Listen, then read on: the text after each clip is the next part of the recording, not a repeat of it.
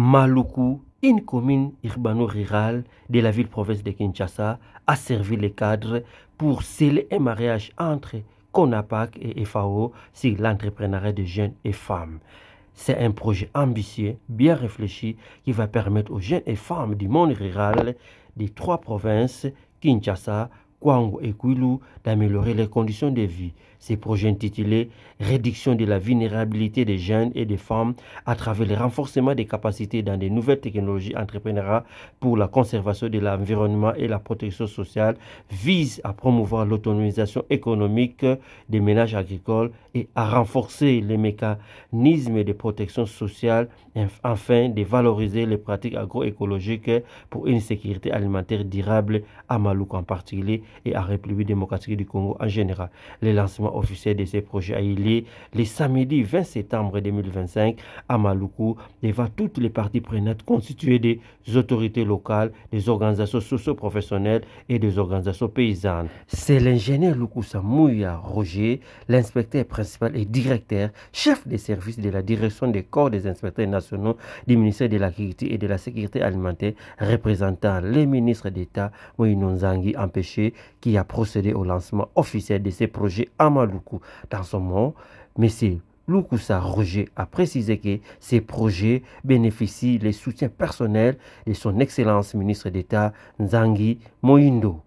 Sur la question des pollutions des sites des maraîchères de l'Ancélé, de Maluku et autres de la commune de Kinshasa, il a apaisé les concernés en indiquant que le dossier est déjà sur la table de son Excellence, Messieurs les ministres d'État, ministre de l'Agriculture et de la Sécurité alimentaire, et suit de près cette situation.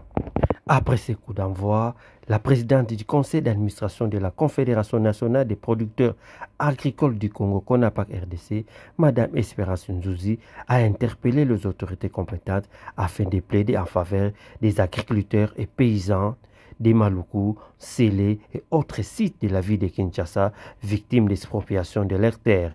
Elle a invité les autorités compétentes à porter main forte à ces agriculteurs malgré les difficultés, mais ils arrivent quand même à nourrir la ville de Kinshasa. En fait, ça c'est un projet phare pour notre partenariat avec FAO.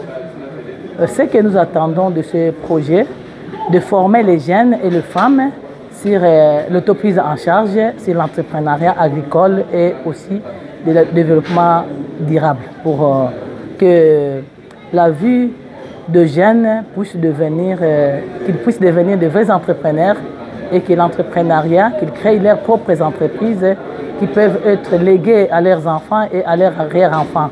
Donc nous ne voudrons plus un entrepreneur qui tombe malade et du coup son entreprise tombe.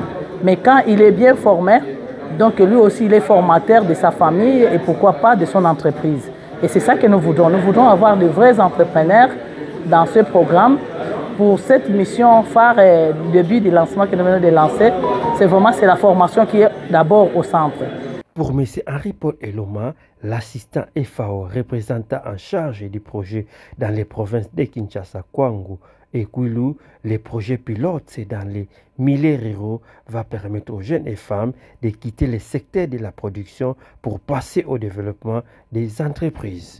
Au total, 1500 personnes vont bénéficier de ces projets, soit 450 pour Maluku, 350 pour Kenge, 350 pour Kikwit, 350 pour Idiofa. Tous seront formés sur les nouvelles technologies de l'entrepreneuriat pour la conservation de l'environnement et la protection sociale. Ce qu'il consiste, c'est qu'il faudrait essayer de nous adresser aux jeunes et aux femmes. Dans le monde rural, c'est les deux catégories de personnes qui peuvent connaître le plus de problèmes.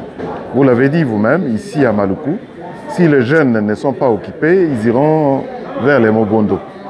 Et si les mamans continuent à souffrir, la maman est le pilier de la famille et donc c'est la famille qui va souffrir.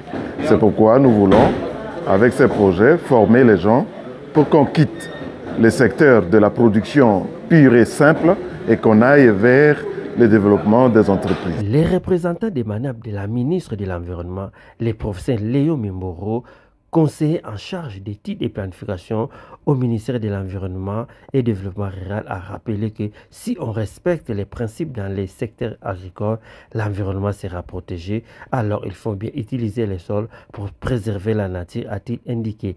Avec ces projets, les paysans vont améliorer les rendements tout en respectant les principes agricoles, conclut les représentants de Madame la ministre de l'Environnement. Le directeur du département des affaires sociales, Piro Mabiala, représentant Madame la ministre des Affaires sociales et Action humanitaire, a invité les autorités provinciales bénéficiaires de ces projets de bien collaborer avec les responsables de ces programmes parce que pour lui, le projet va relever les niveaux des vulnérables en République démocratique du Congo. C'est M. Simplice Malembe, le chargé du projet à la CONAPAC RDC, qui a permis aux bénéficiaires et aux autorités compétentes de comprendre les grandes lignes de ces projets après sa présentation. Parmi les préalables à l'implication dans le programme, il a expliqué les procédures à plusieurs étapes. Première étape, être entrepreneur dans les secteurs du projet, se faire identifier et se faire inscrire via son organisation socio-professionnelle, participer à tous les modules de formation, accepter d'évoluer dans la logique du projet vers la formalisation des activités de l'entreprise informelle à une entreprise formelle. Notons que le projet a été financé par l'Organisation des Nations Unies pour l'alimentation et agricole, FAO, pour une durée de 4 mois de formation afin de préparer la deuxième phase.